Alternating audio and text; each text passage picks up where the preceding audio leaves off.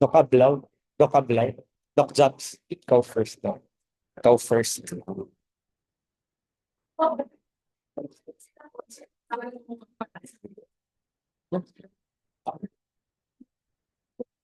Doc, handli okay na, Doc. Mamaya ko na lang i-download, Doc. Sa start na daw si Doc Ablao.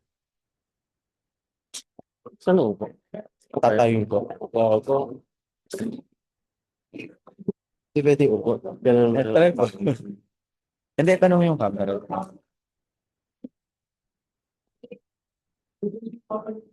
Ay, gago, mali. Ganun ako nag-gagawin.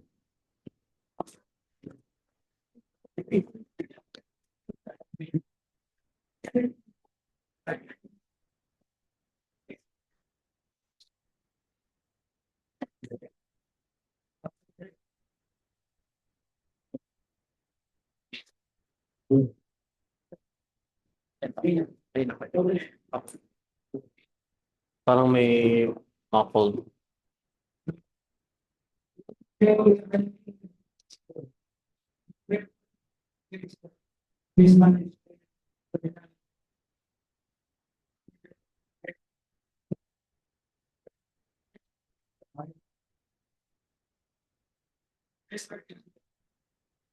Good afternoon, everyone. Welcome to our meeting didactics, and today we will be discussing, we'll continue to be discussing our renal module. We will be having 4 reporters for today. Sorry, 3 reporters for today. Case management of nephrectomy by Dr. Ablao, journal appraisal for nephrectomy by Dr. Abellera, anesthesia for TURP, case management for TURPs and for Dr. Valle. Sino ka dito?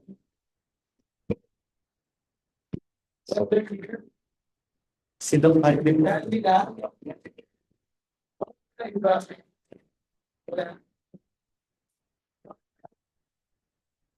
Messages. Mga 3 years. Saan pa tayo talaga?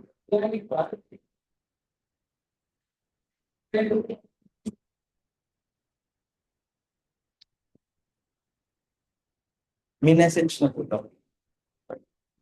We will all stand for a prayer. In the name of the Father, the Son, and the Holy Spirit. Heavenly Father, we thank you for the gift of today, for the opportunity to again be gathered this morning, to share ideas and learn from our mentors and colleagues. We pray for your guidance to discuss the matters of health. May you not only enlighten our minds, but also fill our hearts with your own believers. We humbly ask that you continue to bless us, that we may fulfill our duties in the service of our patients. May continue to keep us, our loved ones, and our patients safe. I really thank you, the opportunity to be invited with me in this meeting. In the Father, and the Son, and the Holy Spirit.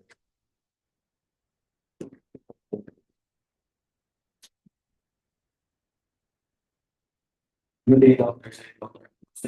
Speech the president. Case management. This is here are my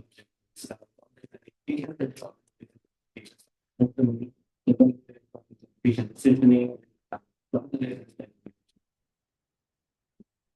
For our patient JP said.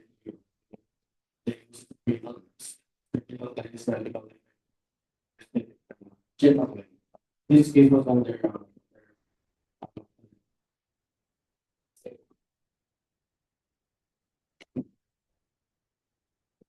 Ay. Yun. Okay. Noted ba? And we.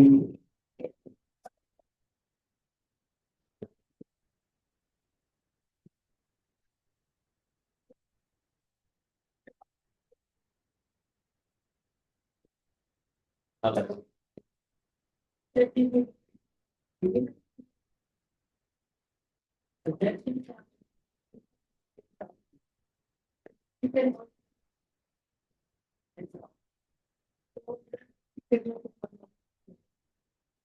Noted. For HPI. On your right arm, patient had hypogastric pain, dysuria, and hematuria. No other associated symptoms. Consult then was given unrecalled medications. In the interim, still with the symptoms. The patient had regular symptoms of TURP. And sonogram suggested between renal mass at the right and scheduled for contemplated procedure, hence I need entrance. For the past medical history, the patient had renal mass since 2023, no test needed. Hypertension since 2018, also 15 milligram tablet once a day. Patient is compliant. Diagnosed with hypercholesterolemia, 2020 loss, to 10 milligram tablet once a day, also compliant.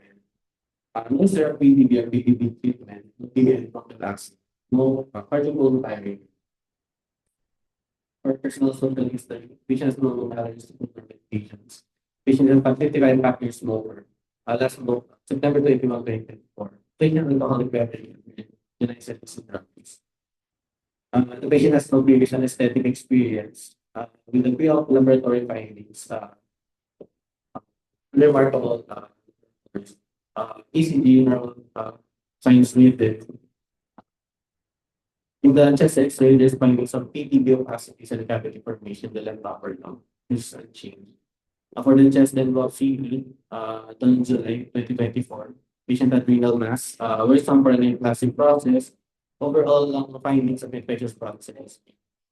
For the CV stonogram, there's a right renal mass, well circumscribed, partially exopic, heterogeneous, predominantly isolated, solid, lubricated mass in the intercolon inferior region of the kidney, measuring approximately 6.6 by 7.8 by 8.1. Patient had Taylor's obesity with weight of 65 kilograms and height of 165 centimeters. With good area assessment and stable vitals. The current medications of patients is subtraction long term, IAP, QA, 1% for IPU, paracetamol, and 100 milligram. For an aesthetic plan, preferred is Genoclear. For the anesthetic agents, we use fentanyl, propofol, ropuronium, and autoplacebo, and BBISO, 0.25 for the epidural. Other medications are tranexamic acid, 1 gram IV, 3 minutes prior to popping, and ondansetron 4 milligram IV, 30 minutes prior to extubation. With our post of medications being paracetamol 900 milligram IV, Q8 for 3 doses, and more than 1.2 milligram via Q12 for the assessment, our postal diagnosis is renal mass to consider renal cell carcinoma. Total anesthesia duration is 4 hours, 15 minutes, with estimated blood loss of 260 and fluid 660 pesos. For the definition and mechanism of nephrectomy, nephrectomy was the removal of a kidney with or without part of the ureter and may be open, laparoscopic or local. Often performed in the treatment of renal cell carcinoma, but may also be performed for hydronephrosis from shrunken kidney, hypertension, or chronic infection. Nephrectomy is also performed to remove a healthy kidney from a donor, either living or deceased, or transplantation. Here are the other indications for nephrectomy: renal cancer, benign neoplasm of the kidney transplant, treatable renal infection, and nephrotic crisis. Here are the types of nephrectomy: simple radical, nephron sparing, or partial nephrectomy. In partial nephrectomy or kidney sparing or nephron sparing surgery, only the diseased or injured portion of the kidney is removed. For the radical or complete nephrectomy, that involves removing the entire kidney, part of the ureter, the renal fascia, the adrenal gland, and the renal lymph nodes are removed. The open operation is carried out by a dorsal, anterior subcostal, flank, midline, or thoracoabdominal incision. In the laparoscopic approach, it's associated with less pain and quicker recovery times and will be performed transperitoneal or retroperitoneal. For the simple and donor nephrectomy, it's with the irreversible non-malignant diseases such as infection, trauma, and functioning kidney. During these donor procedures, IV medications are given prior to assessment to achieve low level growth. For the radical nephrectomy, usually renal cell carcinoma, patient usually presents with hematuria, palpable mass, clamping, and the procedure involves ligation of the fat. For the nephron sparing or partial nephrectomy, usually they are the benign tumors. When contralateral kidney is known for disease or tumor, the goal is to minimize loss of healthy tissue, higher operative risk for bleeding, urine leak, and local tumor. For the surgical approach,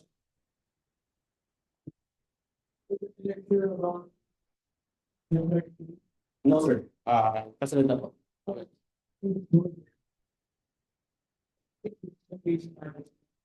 Yes sir. Yes sir. Ako lang. Yes sir. Ito na po, next slide.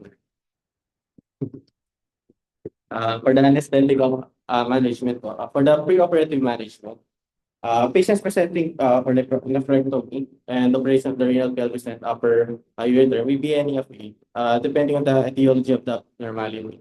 Many patients may have renal insufficiency secondary to the underlying problem or from renovascular hypertension. Elderly patients frequently have pre-existing medical problems, including CAD, CHF, CBD, and COPD. Pre-op evaluation should be directed toward detection, treatment of these conditions prior to anesthesia. Physical assessment, laboratories, and imaging are also linked. For the intraoperative management, the usual standard monitors such as pulse ox, ECG, non-invasive blood pressure device, temperature monitoring, echo and inspired oxygen concentration are really prepared. Two large bore peripheral IV catheters, bladder catheter placement, and central venous plate. And for the anesthetic technique for patients undergoing general anesthesia is recommended. These procedures. Technique depends on underlying disease.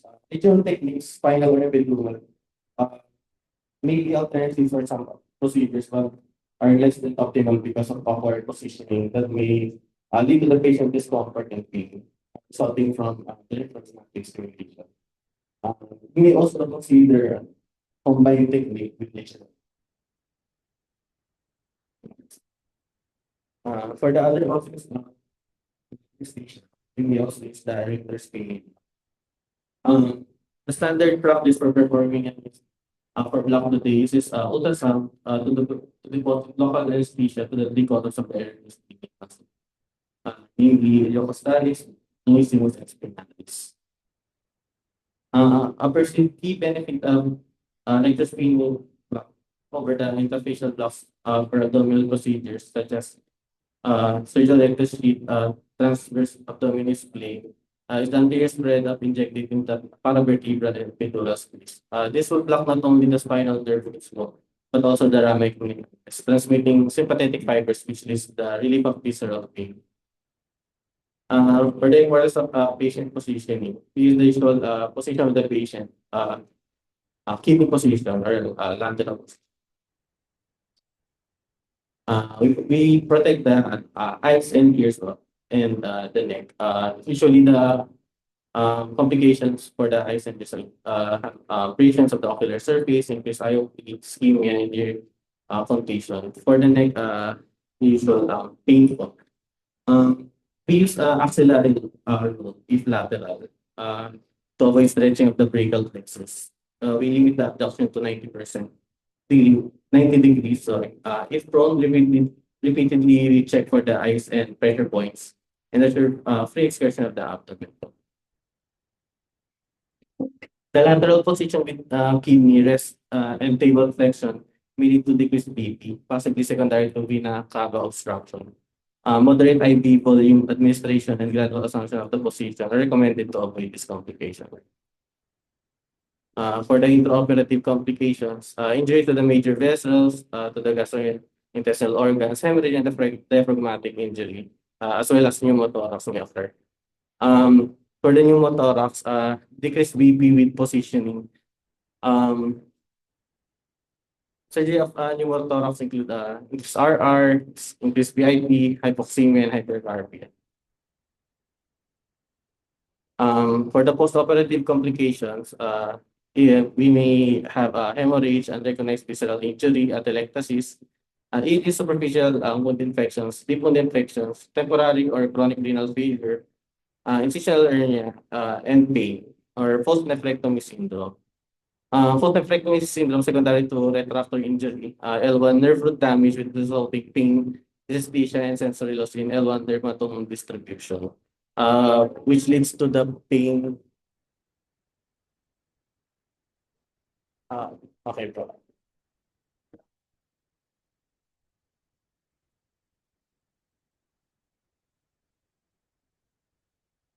Okay. For the L1 dermatome, additionally, there's pain in the lower back, right? Upper trochanter or outer hip, as well as the back lateral of the L1 and lower trunk upper part of the and the upper part of the lower. For our post-operative management, we also use systemic opioids. We give morphine 0.1 to 0.3 milligram per kilogram IV incremental doses, as well as epidural narcotics.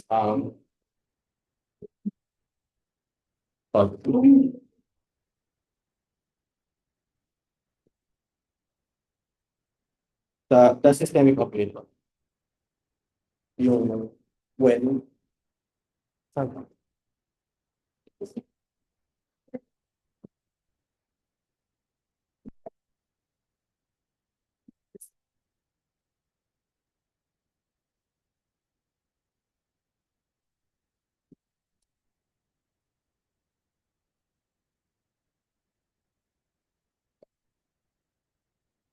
usually doc there is something called patient controlled analgesia, wherein there parang may PCI photo yung pinipindot ng patient.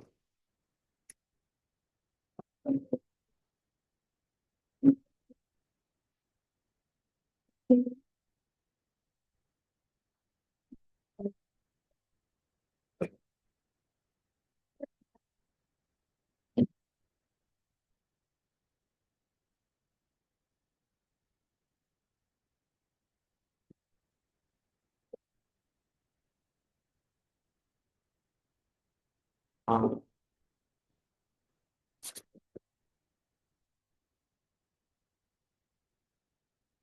yes po ma'am. Once,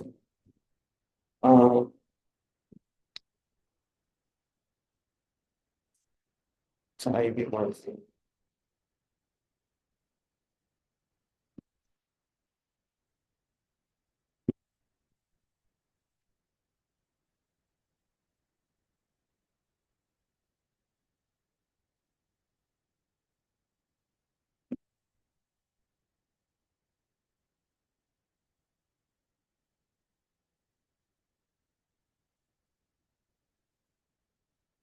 The onset of morphine usually starts at 5 minutes po to, with peak response of 10 to 30 minutes.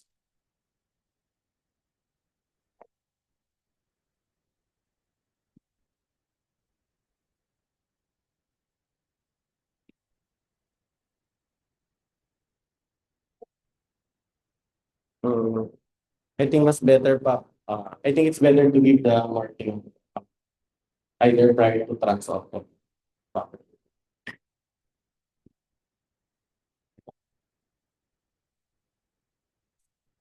Prior to trans-out from the PACO.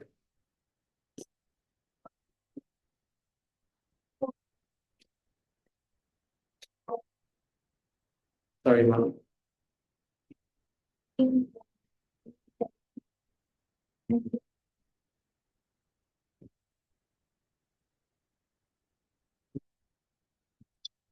Open po. Okay.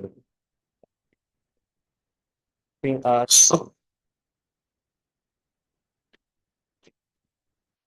um,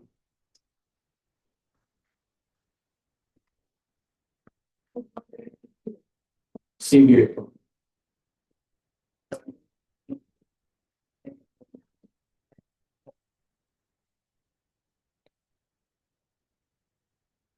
Ay, um, ang iniisip ko po yung NSAIDs muna po. Yung prior to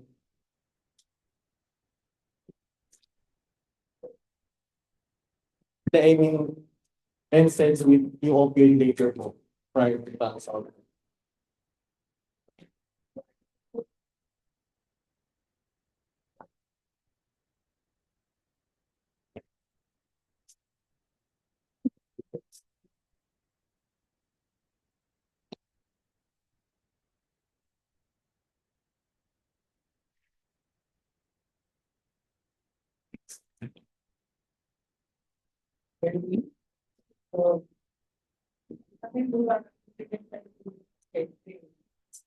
Po, sorry.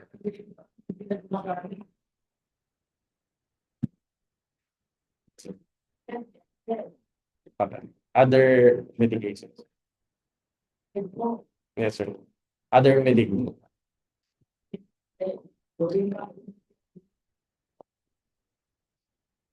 Yung paracetamol. No, no po. Paracetamol for the immediate post, no? Then prior to Tangsan, pag the patient is more awake and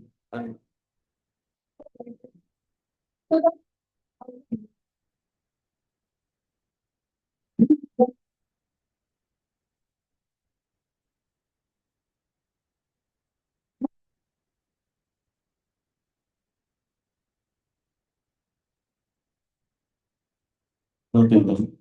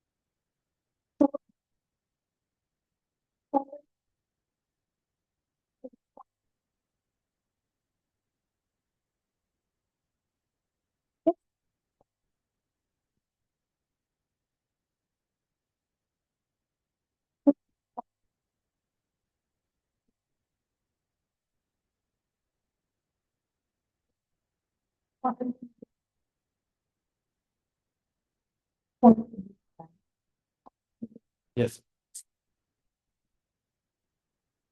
Okay,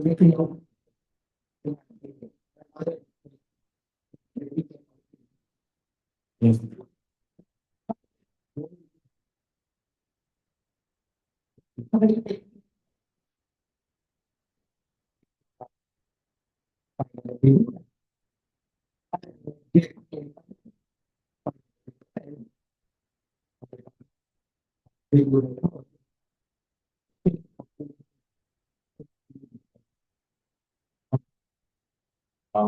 Ini-recommend na sa palagay.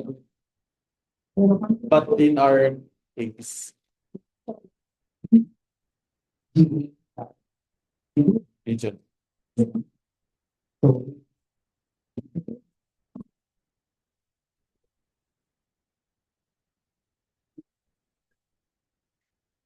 um, wala po ma'am, pero yung usual,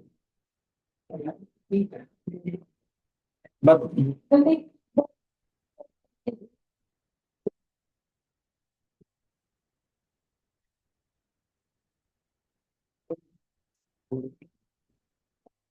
parang iyan.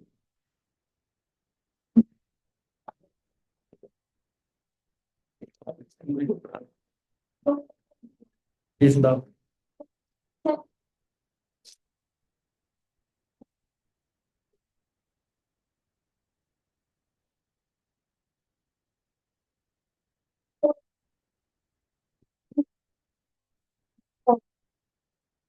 yes.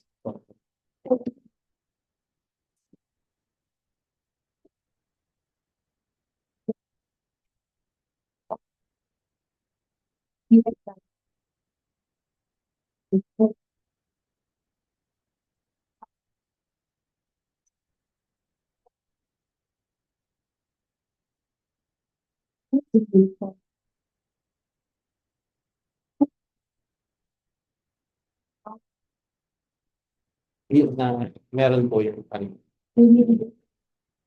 Meron po yung kanina, yung black slide.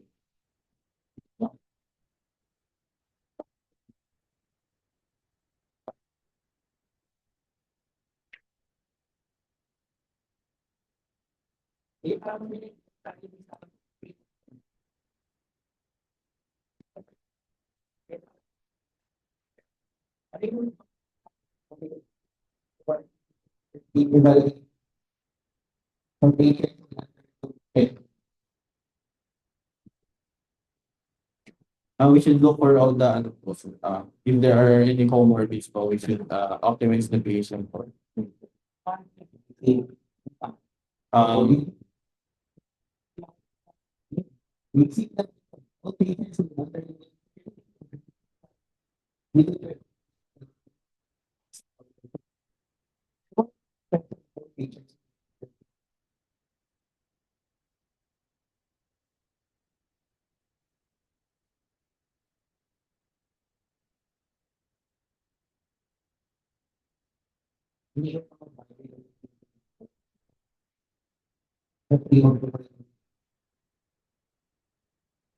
should check for the we should optimize the intravascular fluid for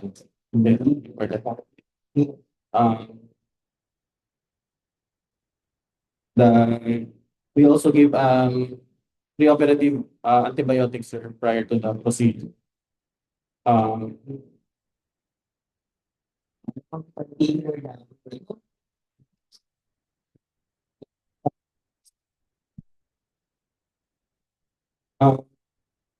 we always the usual was CBC, bleeding parameters,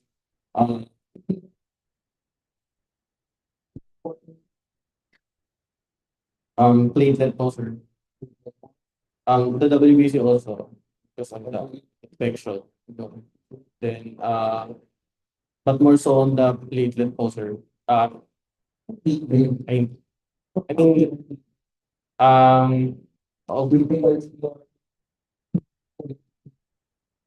hemoglobin and hematocrit po, sir, for the if ever may anemia correction or ano. Then we also anticipate po sa blood loss.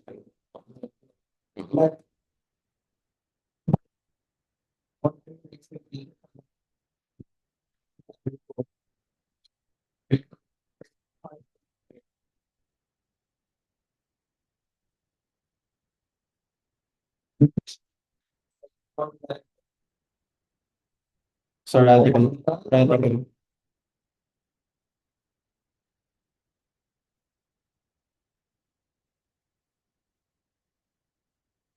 Radical po, sir.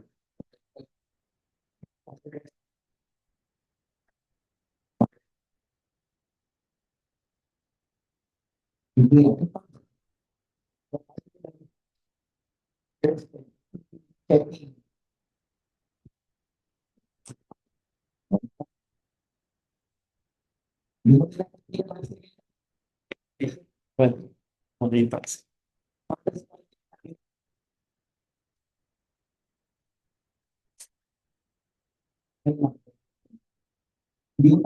Ano po?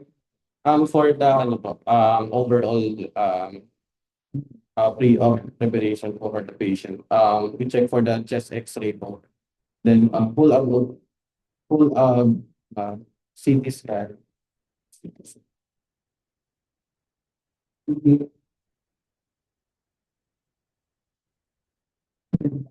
Then as for the ano po, PU and PREA,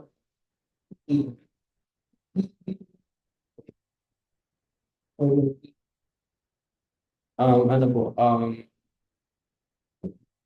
to check for the overall ano po, function of the kidney po.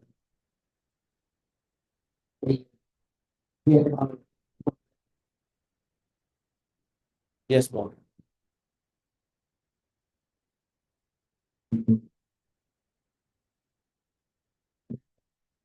Um,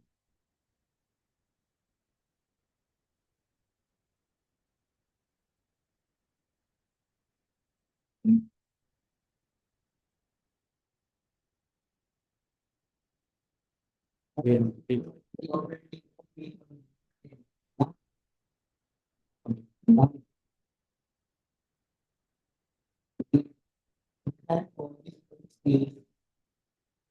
Jet of limb.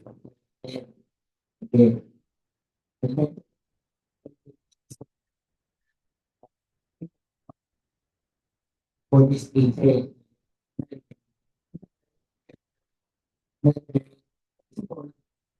patient comfort, then medical secret. If we may utilize sa Baraclay.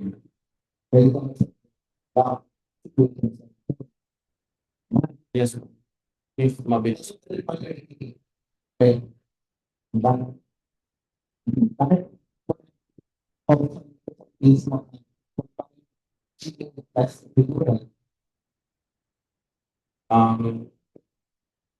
For this case po, we use Jetaclib po. We utilize the epidural part po for the more efficient post-op pain management. No po.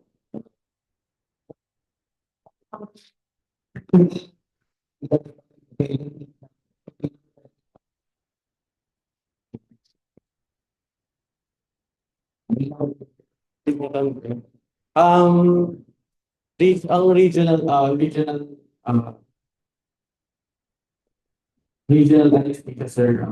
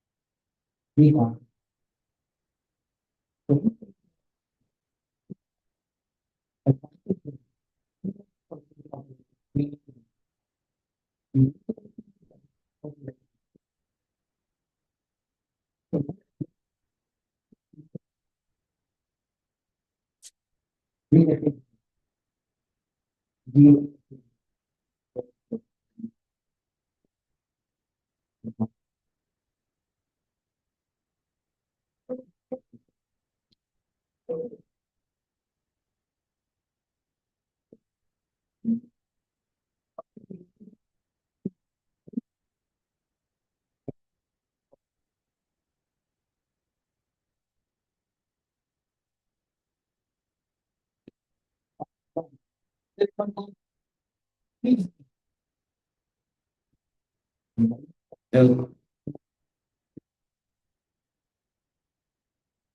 L3 L4.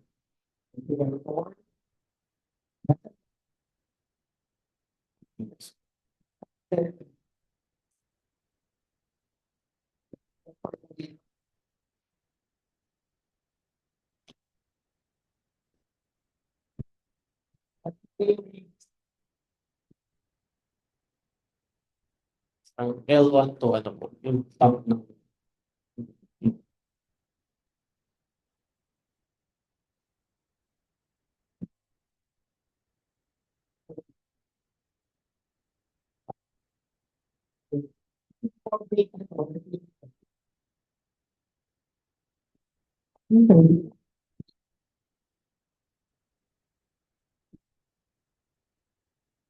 yung ano ng TB is T12 po to L3.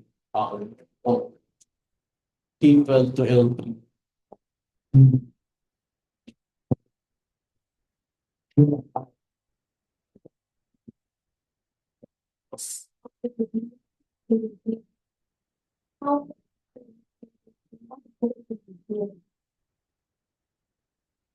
For our ano po, the usual ano po is 0.125 isobaric.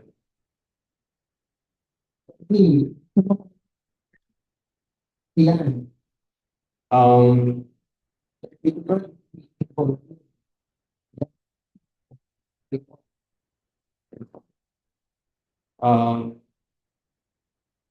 2.5 cc isobaric with 7.5. Yes po, na plain end.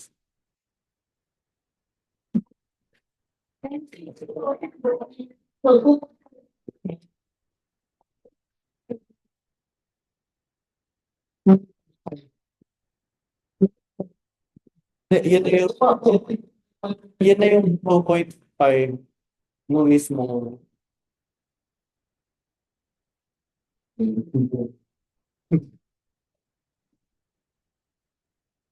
Ano?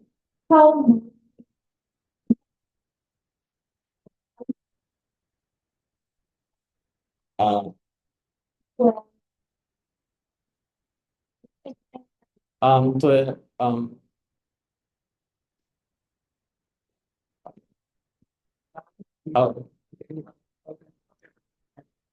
apo, D12, 12 po, cc, 12,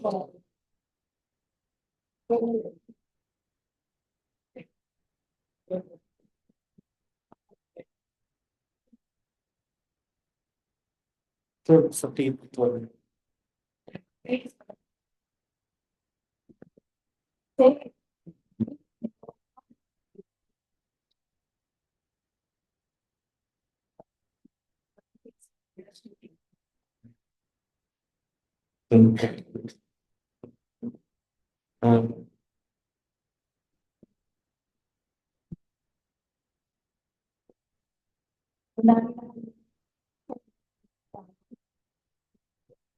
Um, point, okay po.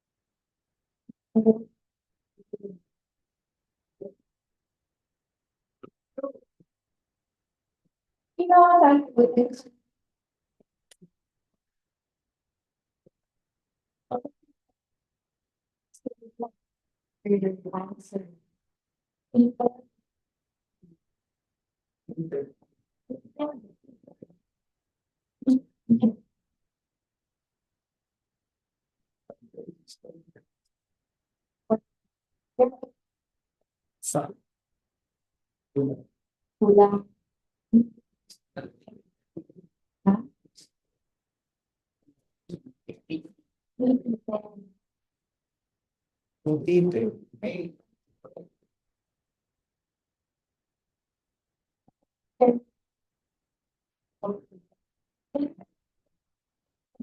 dapat.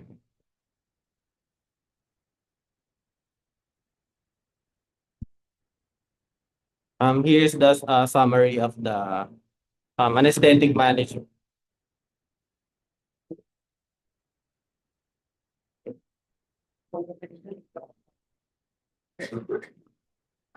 Apa?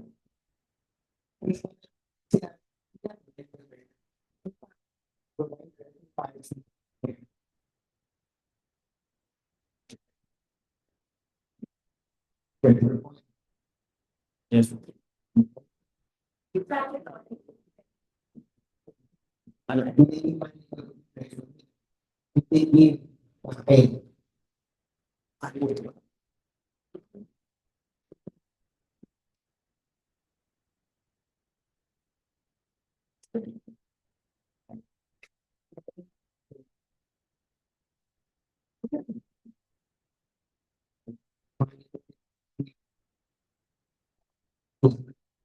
Yes.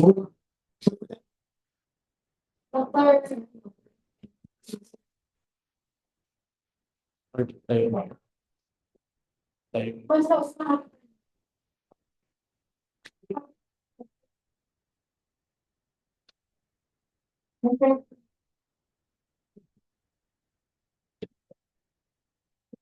Tayo.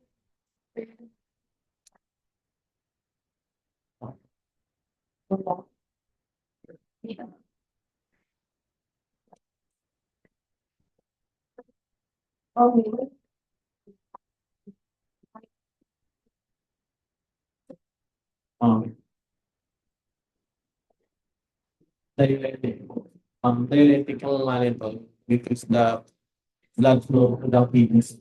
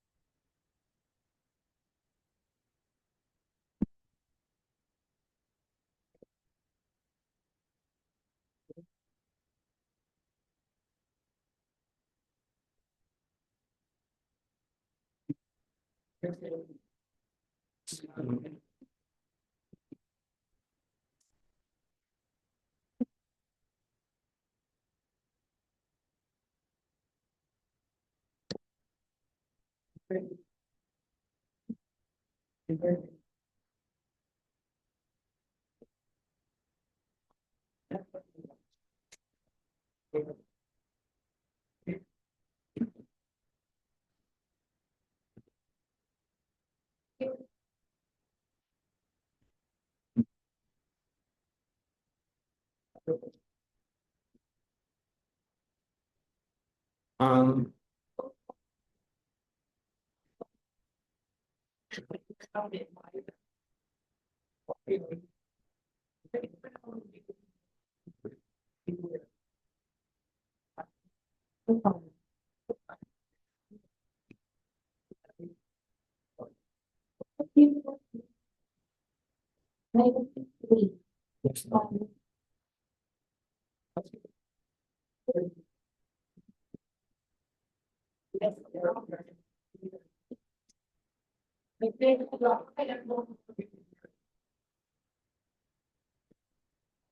sorry.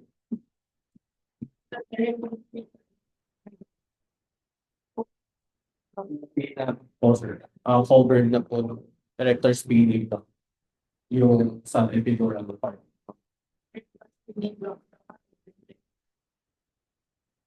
Okay.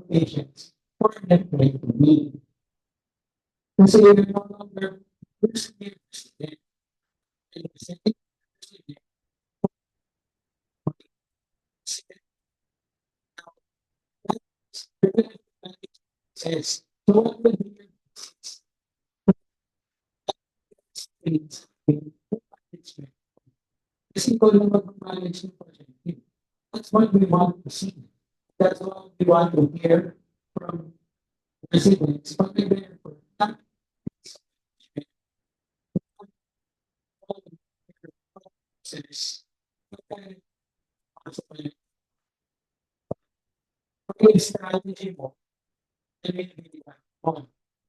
Okay? Kasi hindi pwede.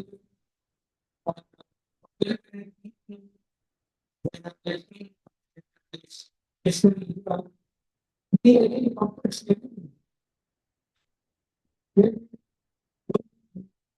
specifically. It's no longer general.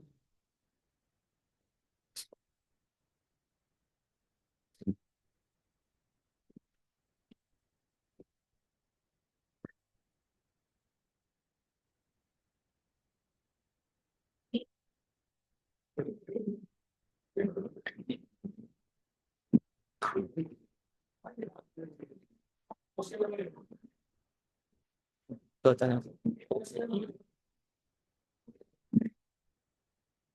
Ito na.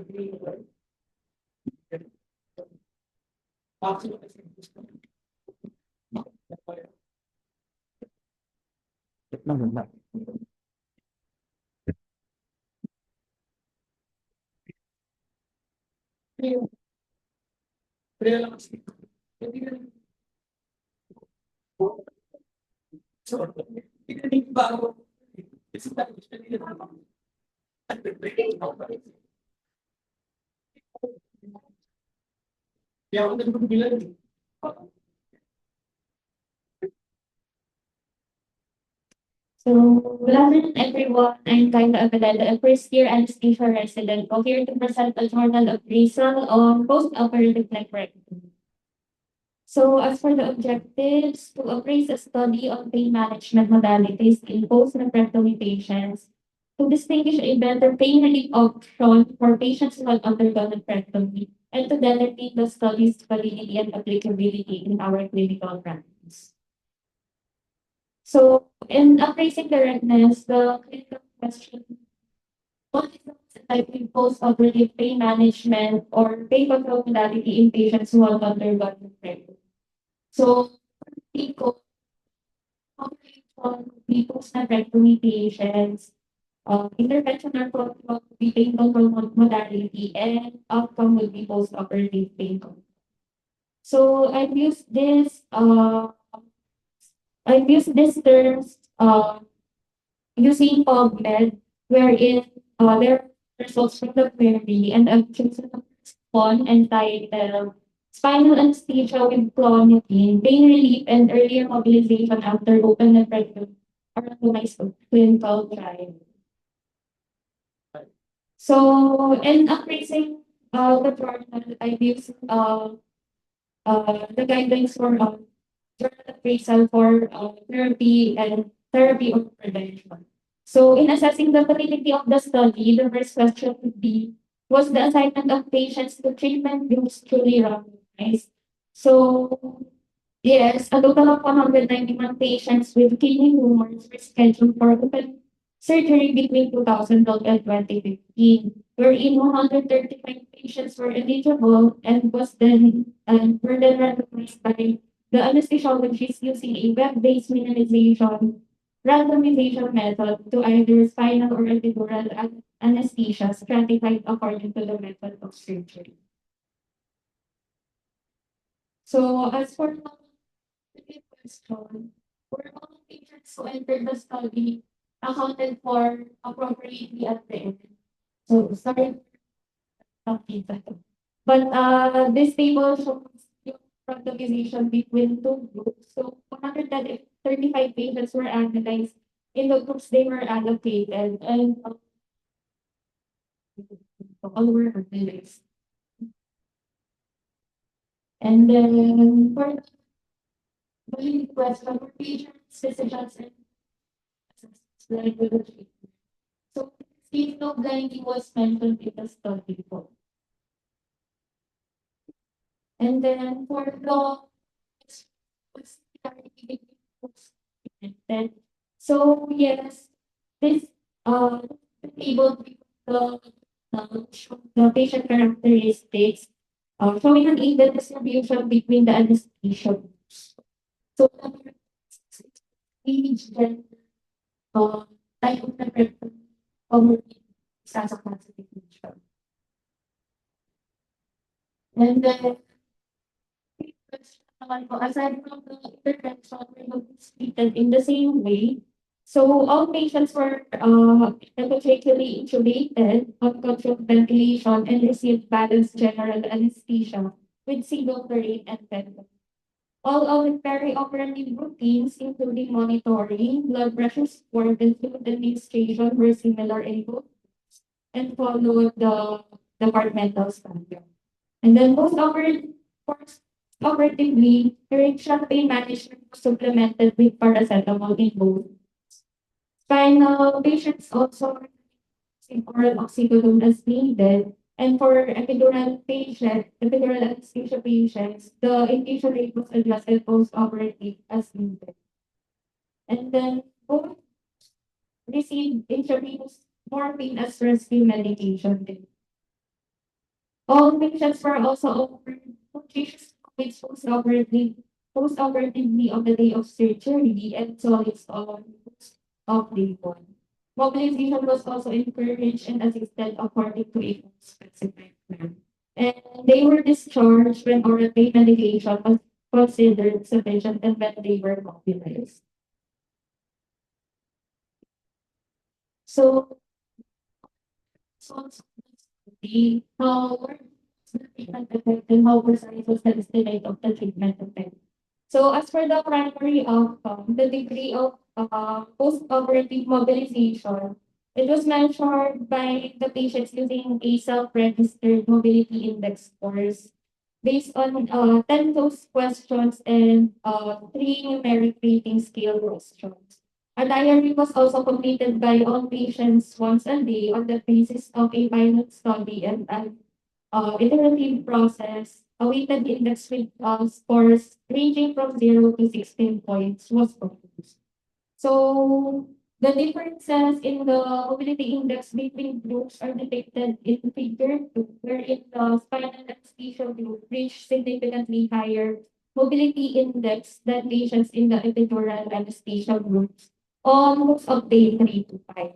And more than 50% of spinal anesthesia patients had reached mobility index of 13 on post-op day 3, while half of the epidural anesthesia patients first reached a mobility index score of 13 on post-op day 5. So in the epidural anesthesia group, a significantly greater number of patients never reached mobility 13, mobility index score of 13 before discharge compared with those in the spinal anesthesia. Patients also with spinal anesthesia had higher maximum pain scores for movement on post-op day 1 and 2 than those of epidural anesthesia patients. But there was no difference in the numeric rating scale between the groups for the remaining days of the hospital stay.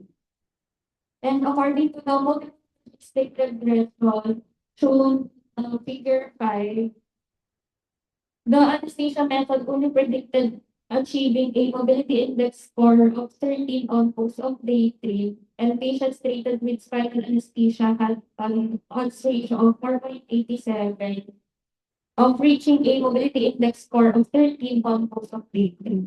So patients who reach a mobility index score of 13 on or before post-op day 3 had an almost 5-fold greater likelihood to be discharged no later than post-op day 5 compared with epidural anesthesia patients. So, as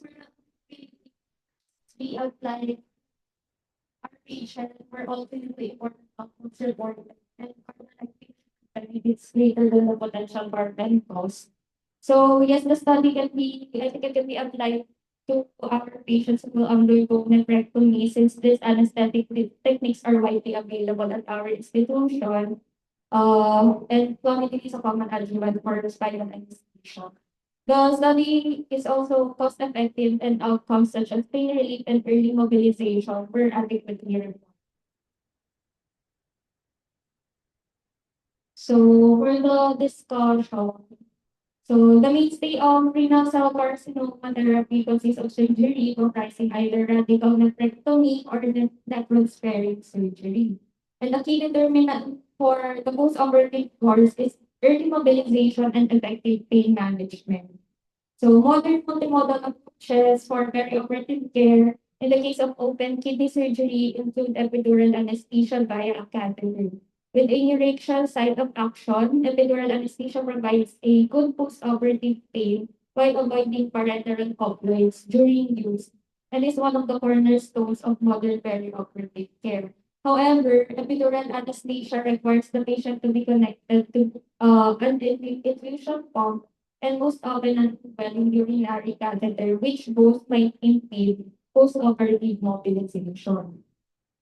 So, spinal anesthesia is a well-established method for post-operative pain management.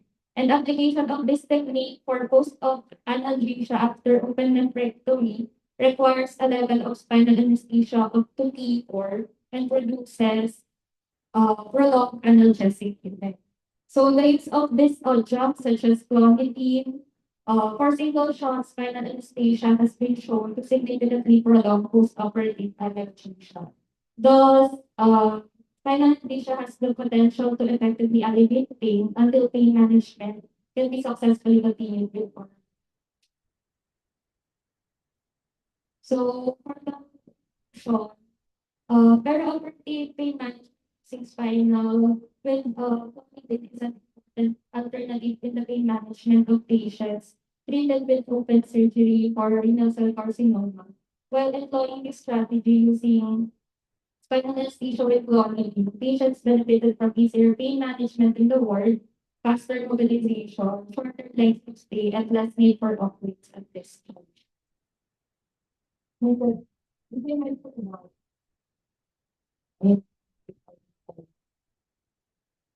Hindi po nila i-notify ko.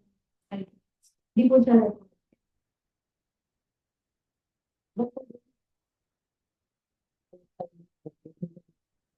They mentioned po, but according to age po yung dose.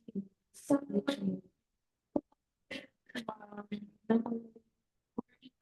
in 45, 60 miles, 7, depending on the age po.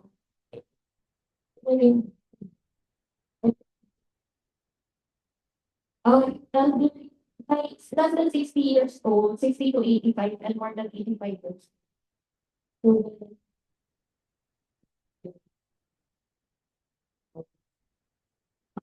Higher lower less than 60 years old. 45 miles po yung lowest.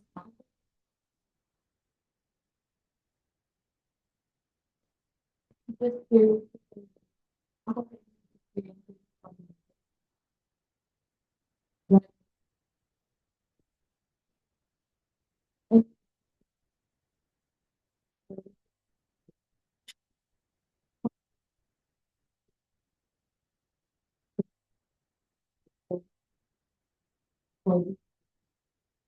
yun po yung lowest.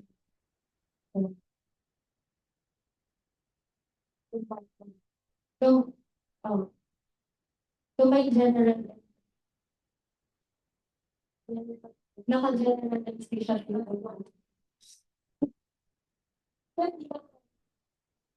in the medical community. I'm sorry, spinal community. Oh.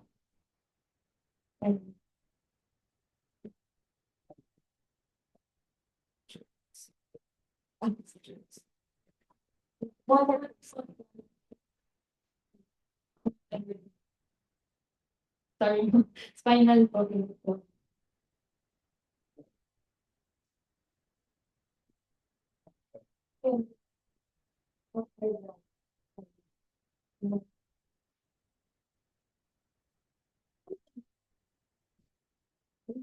Hindi mo ka-report.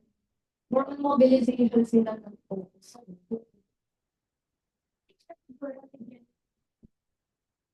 Yung epidural ng wala ng continuous infusion. Yes po. Focus pa ng hajim.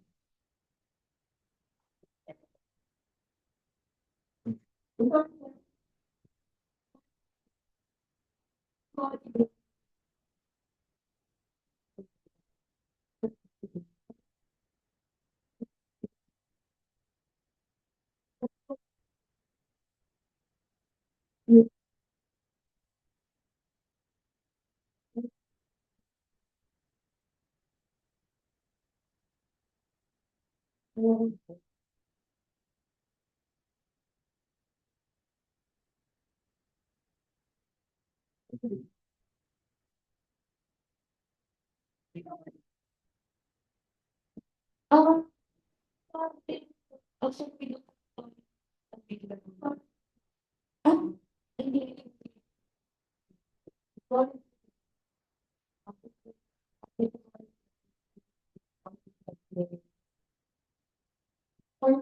For me, yes po.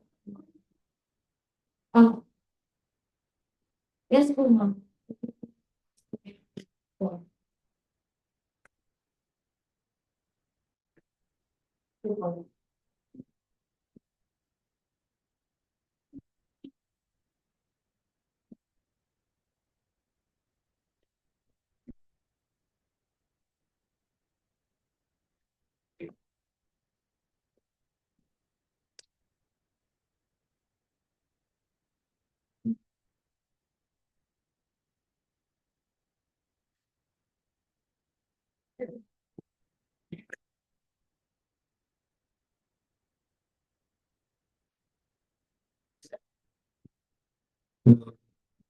And other advisors like empirics. Then I will be discussing case management on TURs and group design.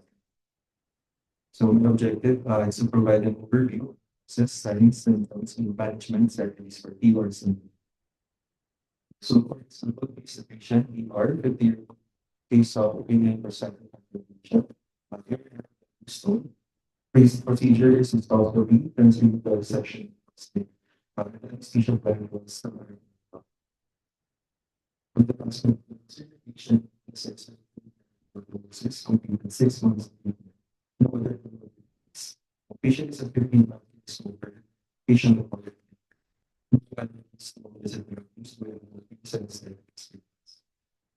after the certification, patient was always fully and not in distress with the following signs.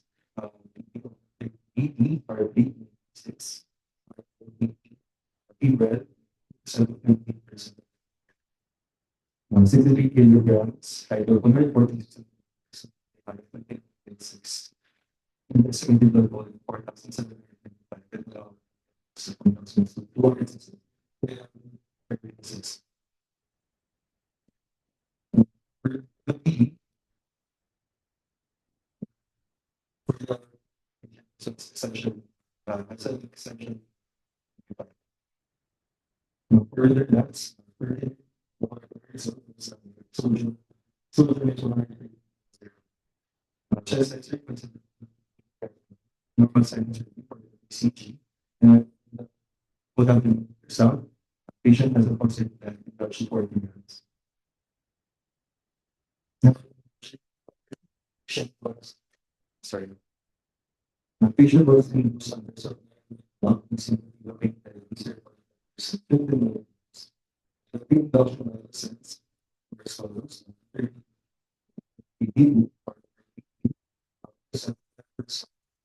Face mask. In the 2 hours, procedure, patient complained of headache business. And patient was something to be restless, blood pressure, bradycardia. So the vital signs, blood pressure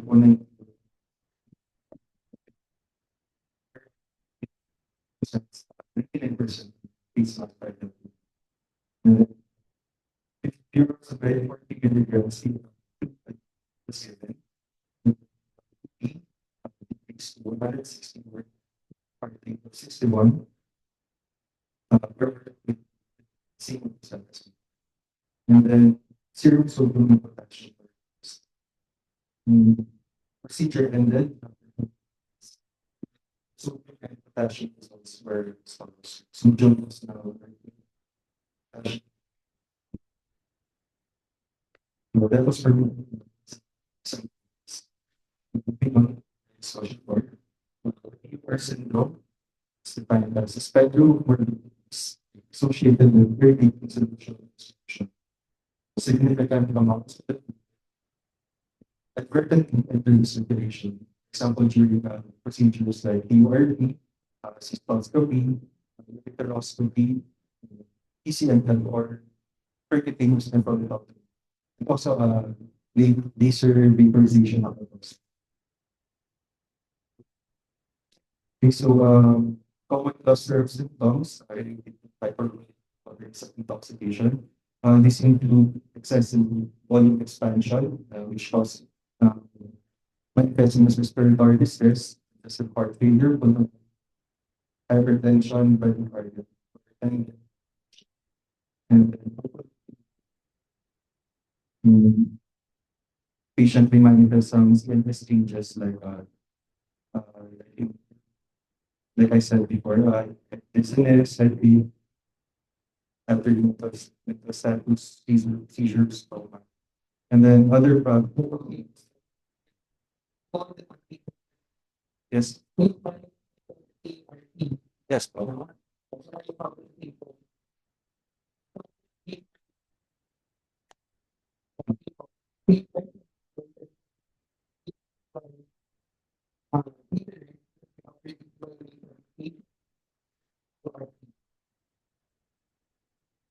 Um, the the ultrasound studies of the prostate, and then the laboratory results include the CBC, the electrolytes, and then the renal function test. Like, yes, ma'am.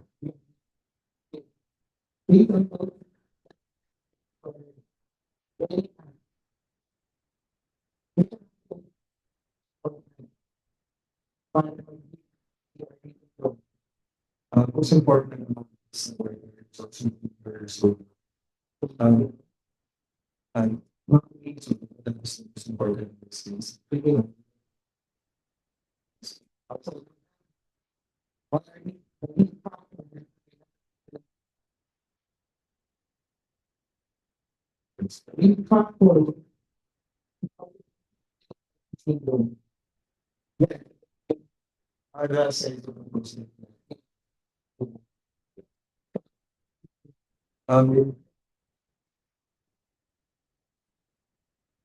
Um, more than 25. 25 grams. Uh, 15 to 20. And yeah.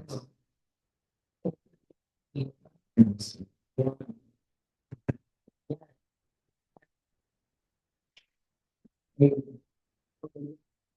And so the yes, yes, ma'am.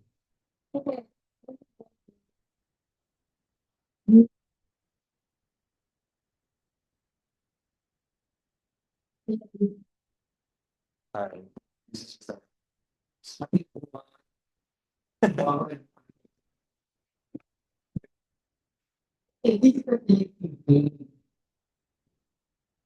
kunyari emergency po.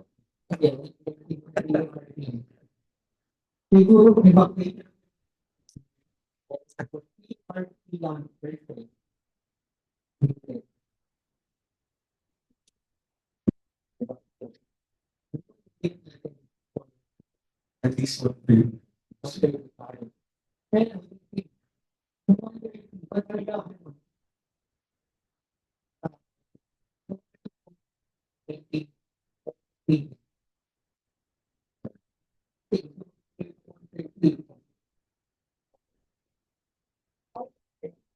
Um, compute the sodium levels in the patient. In this case, I did just get the 0.1%. It's like instead of the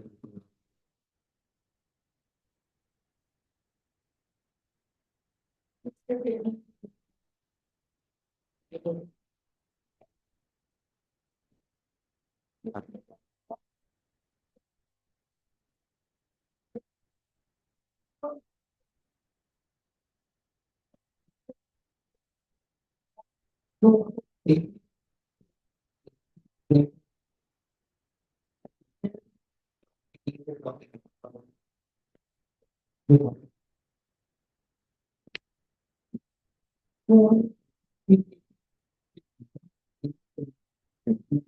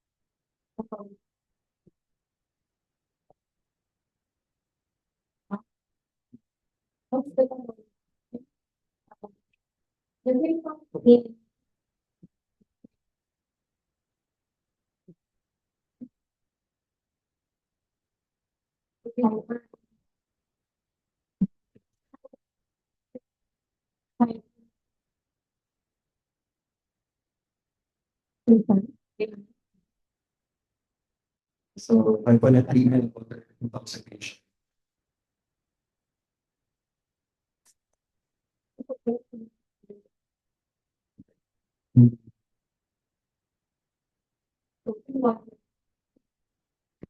Yan po yung repeat after yung procedure.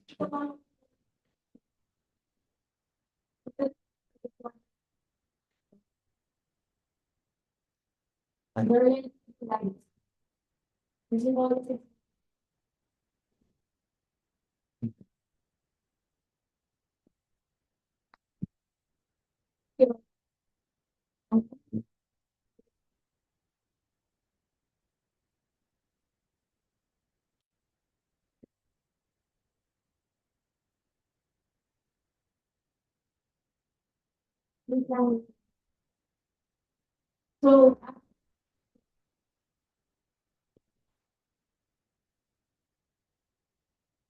so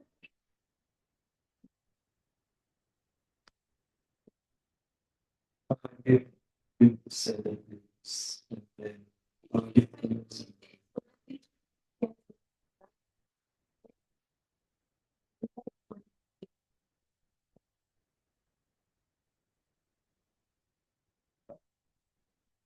six,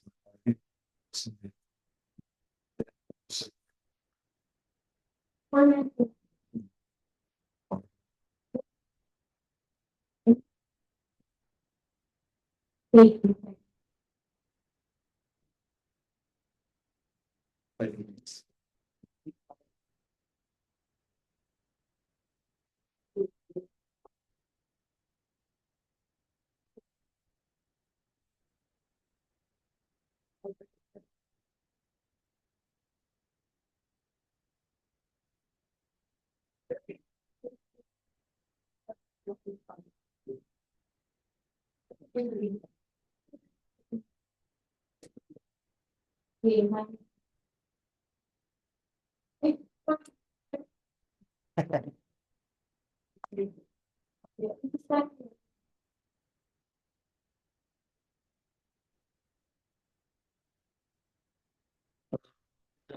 For the guidelines, um, to minimize fluid absorption procedure guidelines, limiting reception time,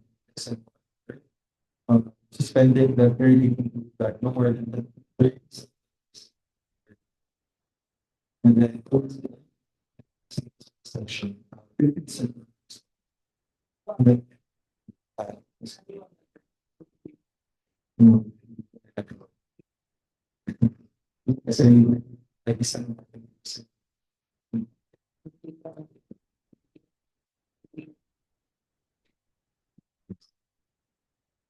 and then I will avoid that so I go to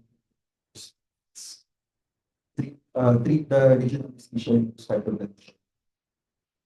Use intravenous vasopressor instead of intravenous stimulants.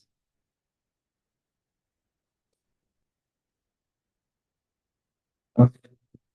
Going back, clinical manifestations of fevers range from mild, such as restlessness, nausea, shortness of breath, dizziness, severe symptoms such as seizure, coma, hypertension.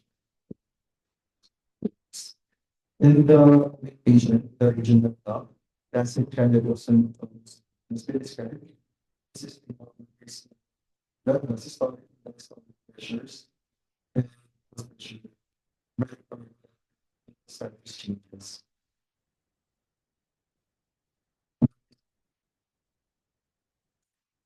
Stable is the approach. You see soluble equivalence in these changes and ECG changes. So, sorry. So in patients undergo before,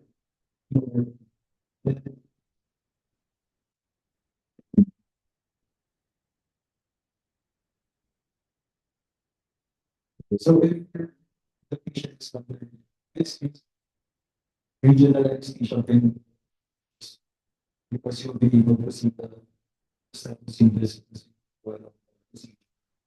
The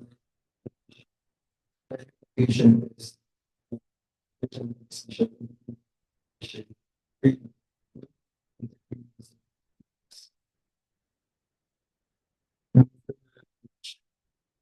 When recommendations of procedures are recognized, intervention is necessary. So first, we can registration. The patient status change. Traditional recommendation of social corrections on like weeks. That's for the so we can still administer hyperglycemia, but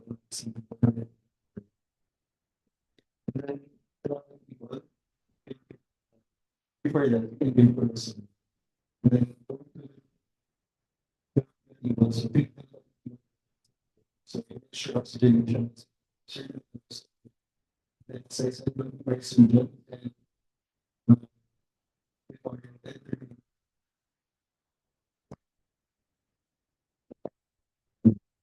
consider exertion cardiovascular stability first. And then set blood for set blood in the laboratory evaluation of electrolytes, glucose, and then complete the take the ECG. If there are only mild symptoms with 100 more than 120 minutes per you can just do restriction and do diuretic. There are severe symptoms and then it's 120 na that's also 20 minutes.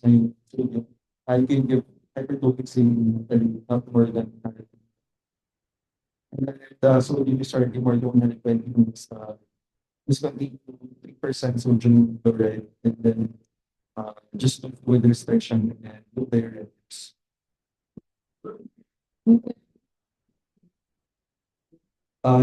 Not more than 100. That's the 100 for the to prevent rapid correction of sodium, which may lead to central content myelinosis. Yes.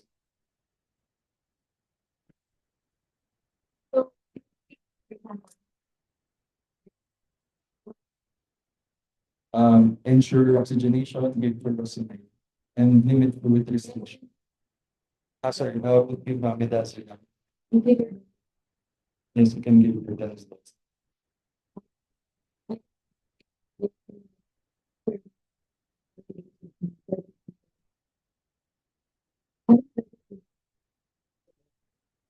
Usually here in our institution, we usually use distilled water because the type of water you use is more polar. There, for everyone's information, there's monopolar and bipolar. Dito ang gamit natin is monopolar. And then,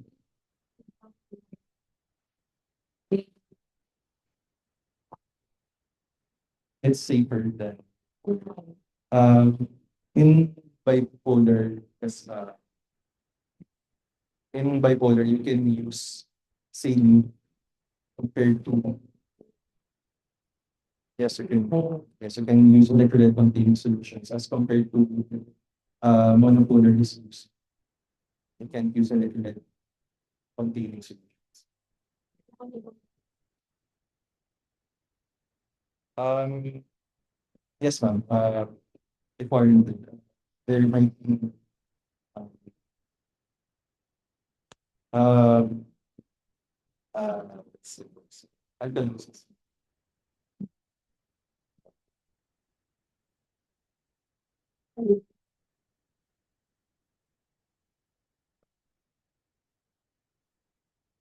Yes. Meron ba kayong like,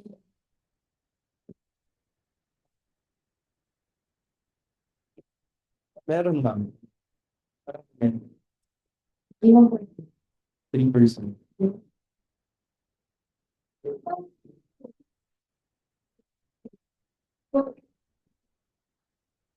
Like, hindi ko yun. Like,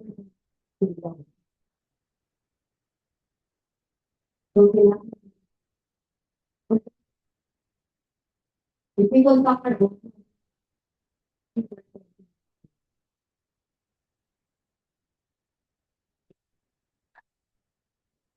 hirap ba?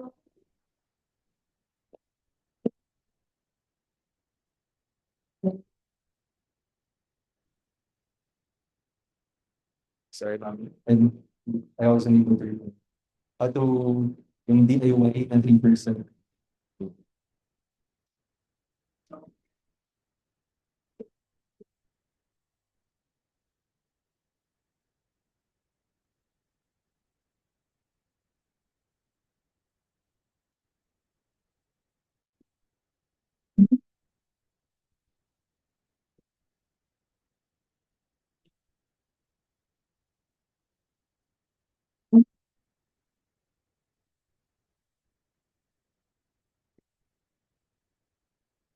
Yeah.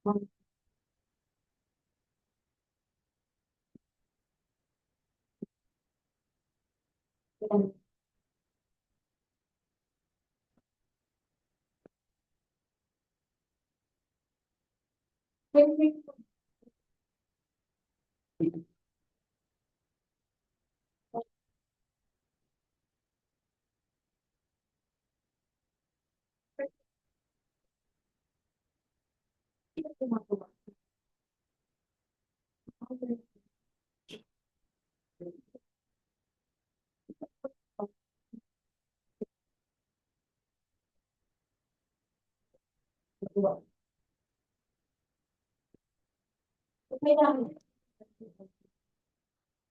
Ano po, ma'am, sir? Ilang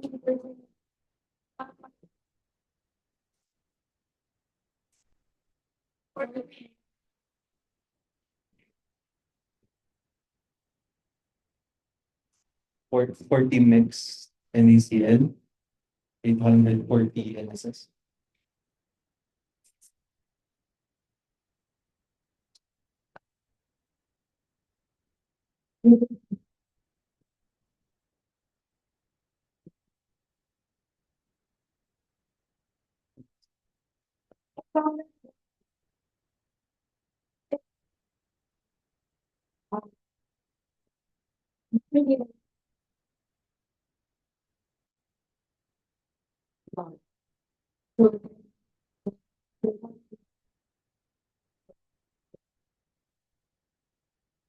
So,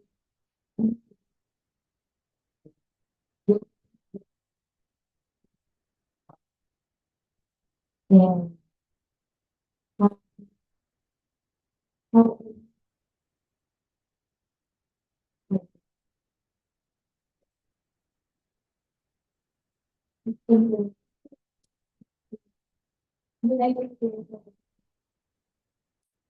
You can still give hypertonic saline, but maybe at the ililimit yung mix per liter per one.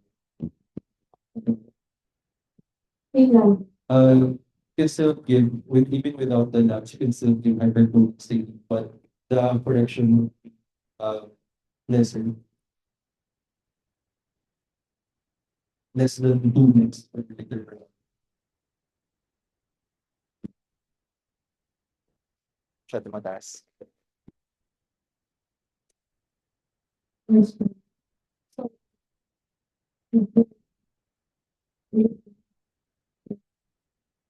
20 ml or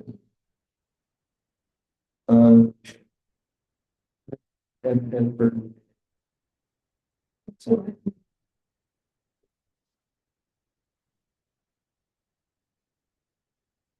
you can reach as high as 200 ml per.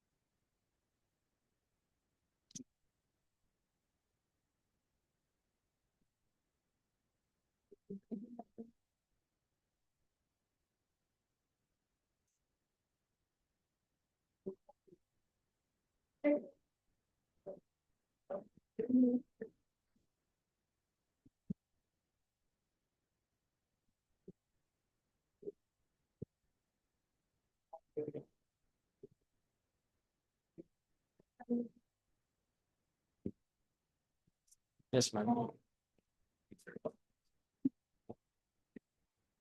2 to 4 cc per minute.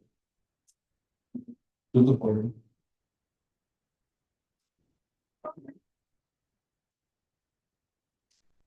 So, yes, from the start of the resumption.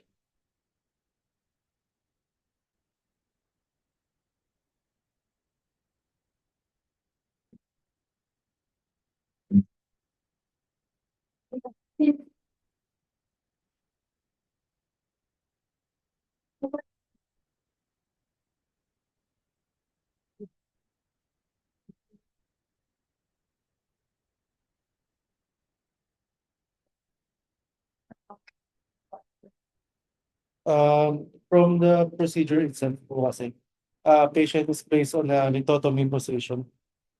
So yung sa paa po dapat po may padding to avoid peroneal nerve damage.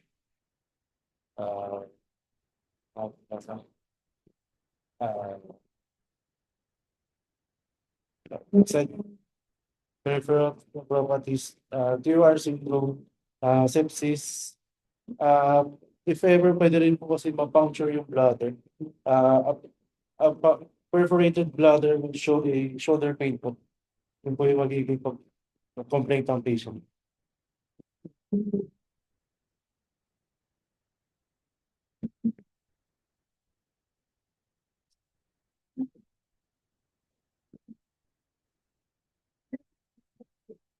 Tapos,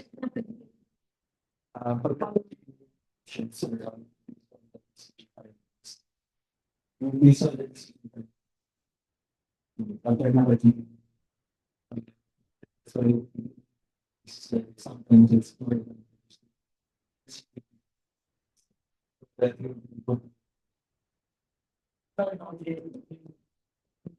okay, so pagka sir, when the ECG changes would have possible widening of your response. It's around the pre-wireless is one that there might be is inside you. And then around 100 talking to the patient.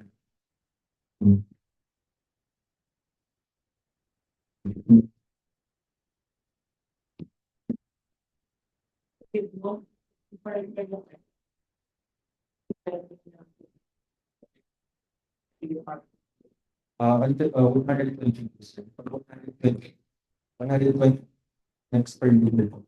Pagka 120, you can discontinue the hypertonics and see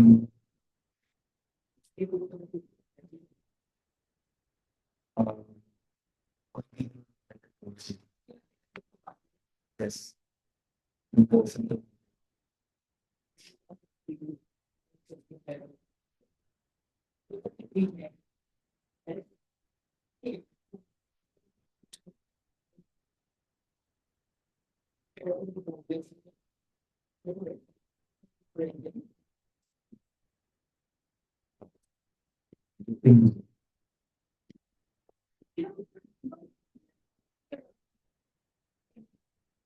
For uh, healthy patients, it can be around 40.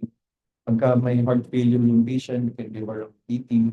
Pagka may CKD, pagka may CKD yung patient, sorry.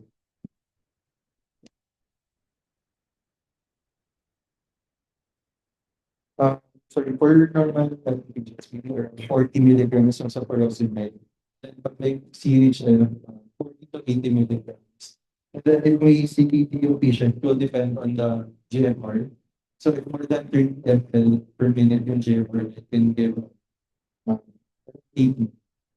And then if it's already less than 30 ml per minute, yung GMR, you give 160 ml, 160 milligrams of furosemide. And then for cirrhosis patient, 40 milligrams per patients with nephrotic syndrome.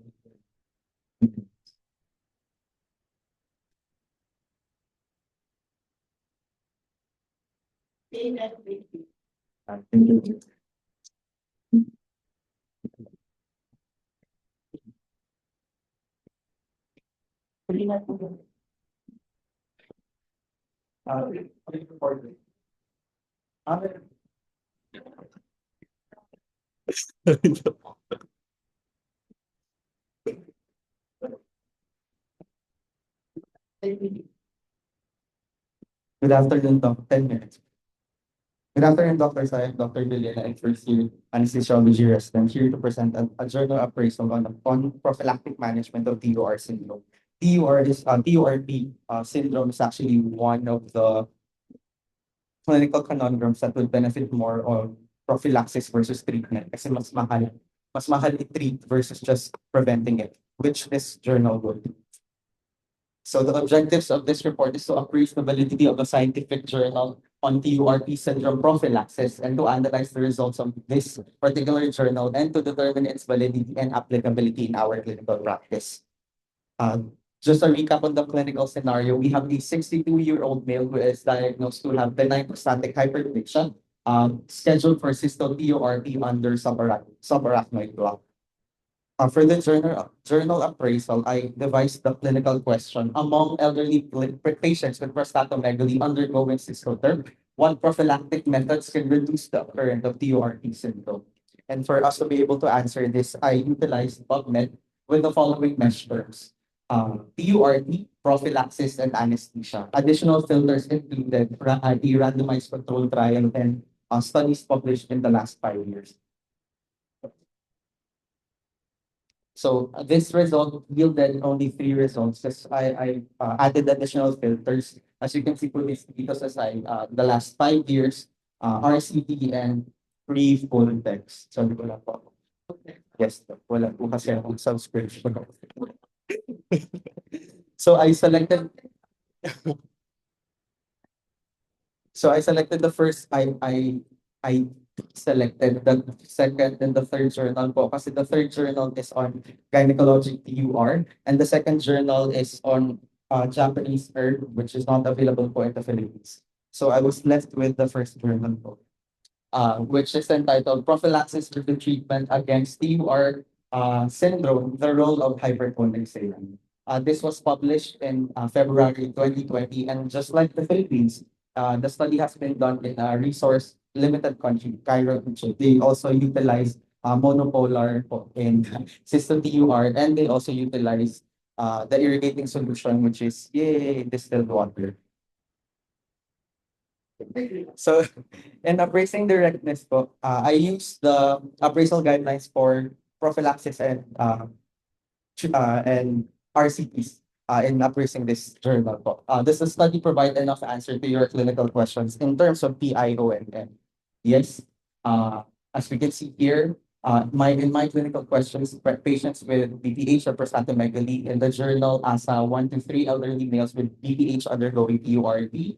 I was looking for prophylactic methods, and the journal is um, uh, investigating the preloading with hypertonic saline prior to anesthetic induction versus just normal NSS. The outcome measures I'm interested in is the prevention of PUR syndrome, which is the outcome measure in the study also. And I was looking for a randomized controlled trial, which incidentally is what the journal article is. So, was there a clearly defined research question? Yes. This study aimed at investigating the usage and effects of prophylactic HES or hypertonic saline to prevent the occurrence of TUR syndrome. Were the patients randomly assigned to treatment groups, and was the allocation concealed? Yes. They used computer and sealed envelope for randomization, and the nurses, surgeons, and even the anesthesiologists were blind. So, double blind. RCT po yung study, placebo-controlled trial. So were the baseline characteristics similar at the start of the trial? Yes. Among the three groups, there were three groups here.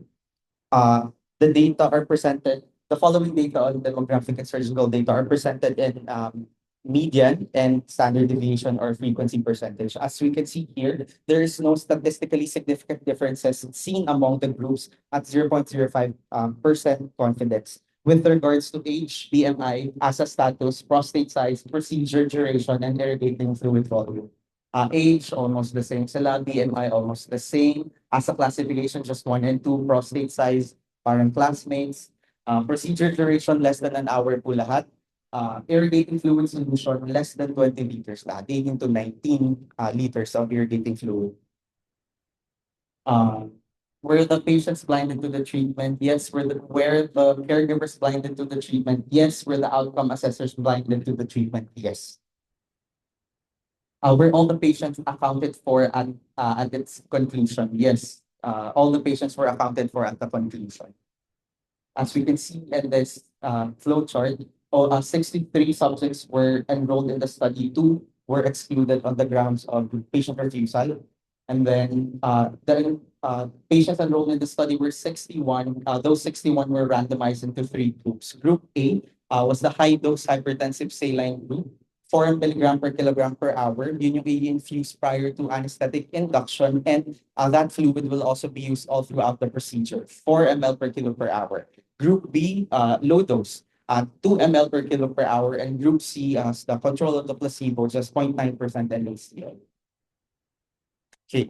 And then at the end of the trial, 1 person from Group C committed a protocol violation which was not disclosed by the paper. So inalista lang siya on the basis of intention to treat analysis. So at the end of the study period, 20 patients were analyzed per group. So 60 in total. How large was the treatment effect? Considering an 80% power at 5% significance level, the sample size was computed to adequate sample size was computed to be at 17 patients for each group. Pero kasi 80% lang yung ginawa nilang statistical power, and I think if we would be able to do this in our clinical setting at 90% power, statistical power siguro, computed at around 40 patients per group could be done. Unfortunately, we lack urologic cases kasi in Kirinong gano'n. Maganda po sanang study. So, but as is, the study as is at 80% statistical power, the sample size was sufficient. How precise was the estimate of the treatment effect? Different statistical analysis were performed in this study depending on if the data was subjective or objective. They used SPSS, standard deviation, and over an analysis of variance, t-test, and Mann-Whitney U-test. Chi-squared test was also used. Can the results be applied to my patients? Yes, because the study, as mentioned, was also in a resource-limited country, Egypt, monopolar din po sila, the same age group as our patients, almost same prostate size as our patient, and same surgical intervention. Were all clinically important outcomes reported? Yes. The primary outcome investigated in this study was the impact of hypertensive saline in the intra and postoperative serum sodium levels, and the secondary ones were assessed as postoperative outcomes in terms of occurring DUR syndrome. So for the primary measures, here, table 2 at the top shows us the serum sodium level all throughout the procedure. T0 would be pre-induction, sodium levels pre-induction. T1 would be sodium levels post-loading nung fluid with whichever group they were. And then T2 is 1 hour after resection. TR is their sodium levels at the recovery room. And then TPs 1, 2, 3, and 4 would be their sodium levels 12, 24, 48, and 72 hours post-closing after the surgery. And then serum osmolality also follows the same extraction and measurement guidelines.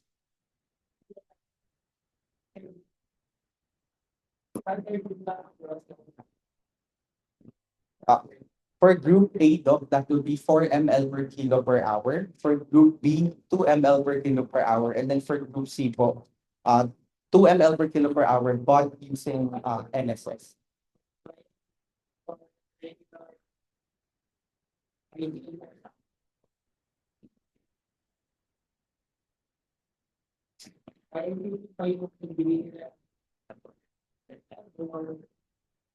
If they use an infusion, pump yun po ba yun? Yes, doc, they did. Actually, lahat sila doc naka-CP, mayroong central lang. Tapos, all of them also had radial artery access for invasive blood pressure monitoring and blood sampling. For stat blood sampling.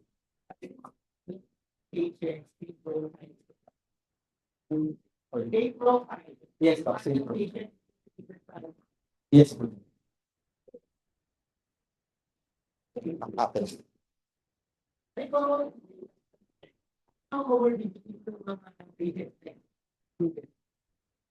Uh,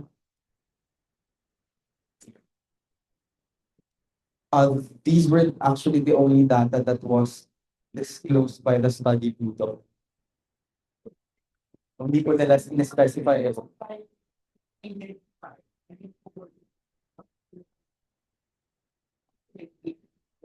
Oh, actually wala po sa study. Nasa status lang po yung meron. 1 and 2 lang po yung sa talaga.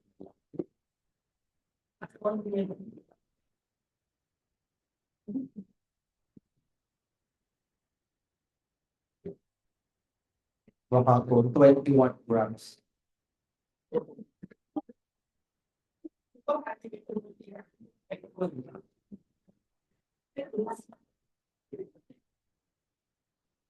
Actually, oh, ano.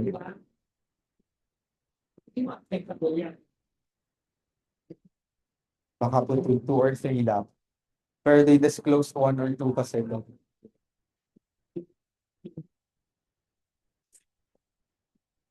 So, dapat. You will not be scheduled for a TURP doc if you are ASA 1. Tama na po.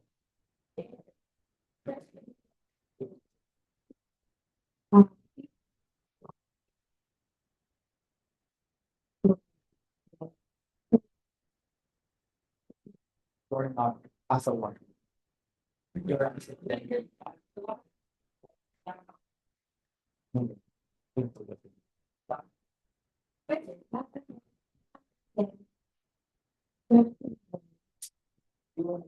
Classification. Sorry.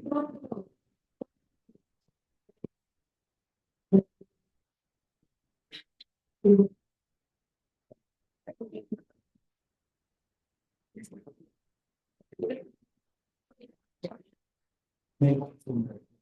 5 by 9.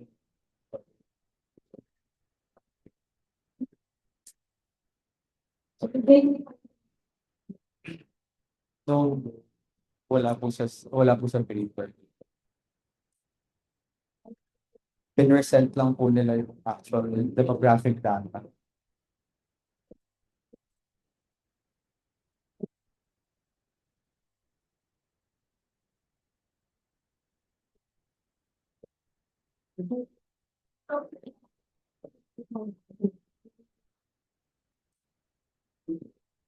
It is the American Society of Anesthesiologists. How Kasi, asa 1 doc, normal healthy patient. Asa 2, with controlled systemic disease. Asa 3, uncontrolled systemic disease with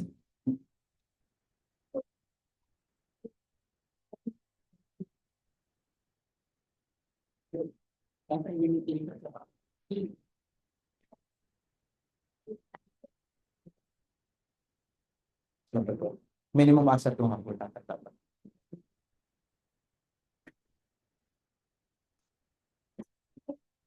Nag-iwan naman po sila ng email address, doc. I will try to contest it.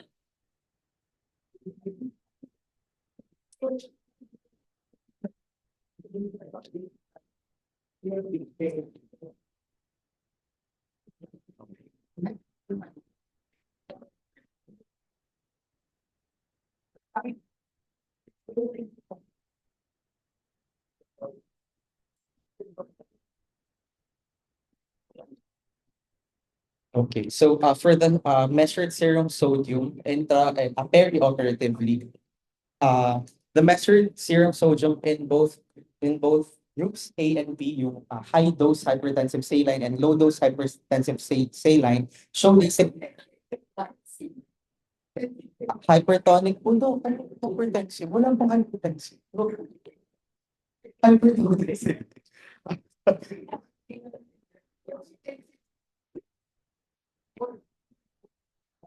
The measured serum sodium in both groups. Groups A po yung high dose hypertonic saline, Group B yung low dose hypertonic saline, and Group C is the control.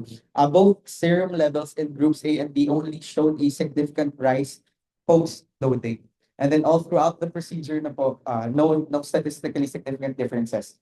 Versus Group C, at 1 hour post-resection, nag-start na pong bumaba yung serum sodium. Serum osmolality followed this trend also.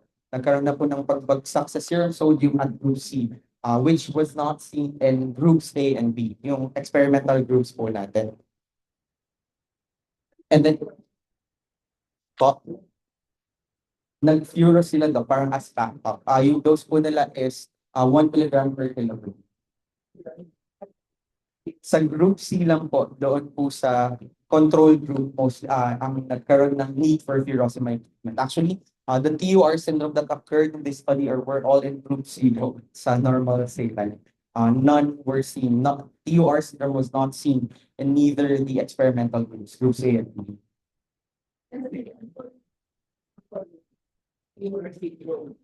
As answered po kanina yung delusional hyponatremia po, which causes the same. Well, it goes hand in hand po.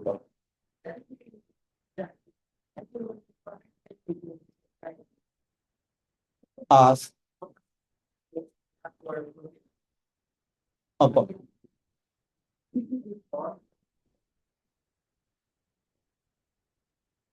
TUR syndrome.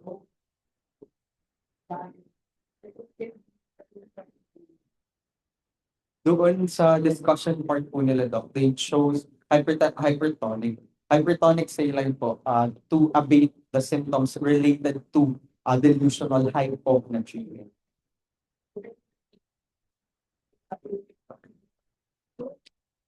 No study. Okay.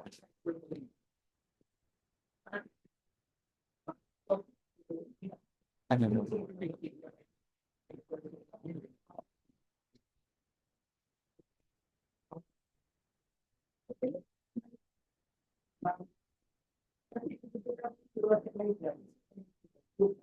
Oh yes, doc. Sila lang po yung nagkaroon ng need for furosemide sa NACLB.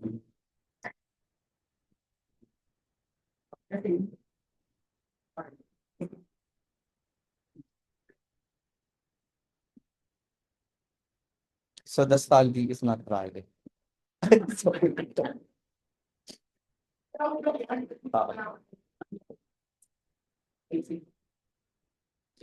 And then, so this table now shows the invasive blood pressure monitoring and the heart rate changes for groups A, B, and C. As you can see, the yellow green line, yung merong lumayo from baseline, that's actually group C, yung normal saline group.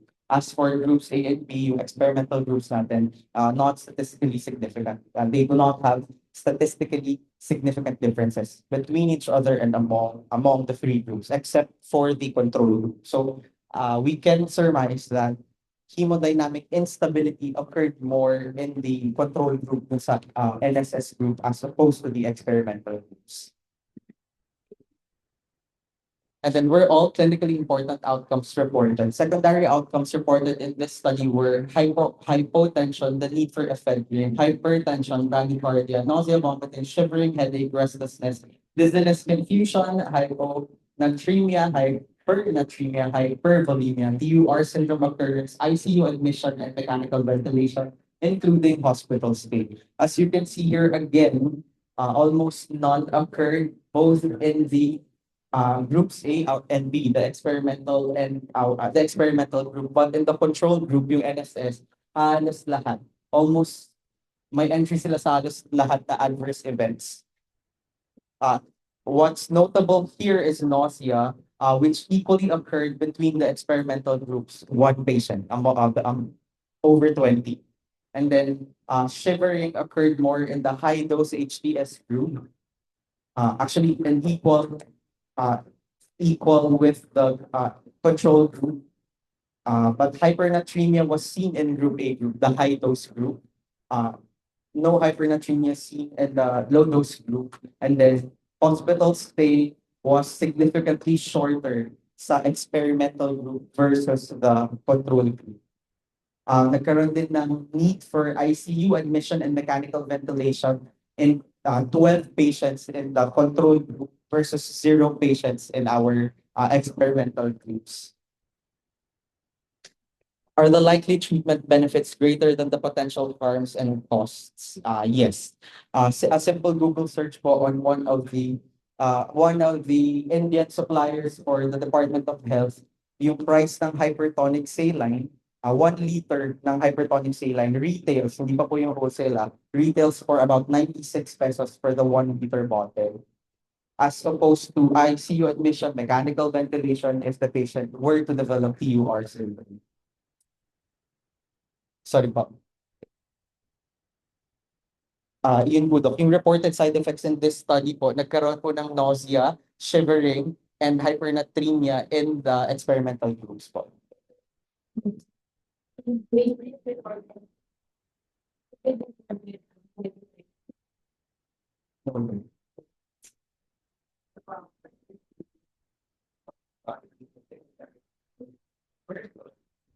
Yung sa racial attribution.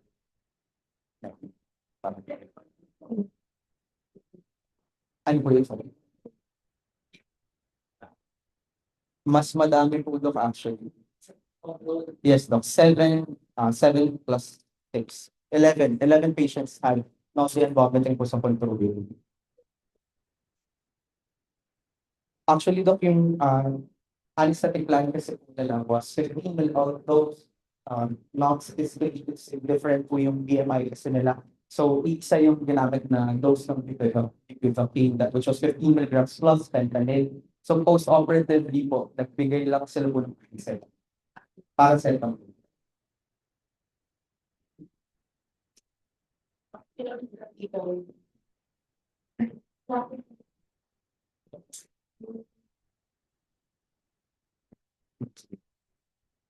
So, cost benefit analysis is kasi mura lang compared sa TUR syndrome treatment. So,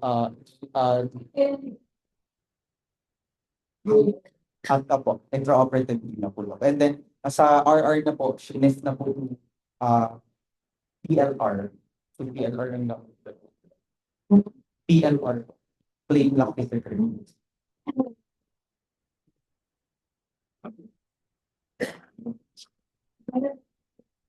Villena po. Ay, Brian.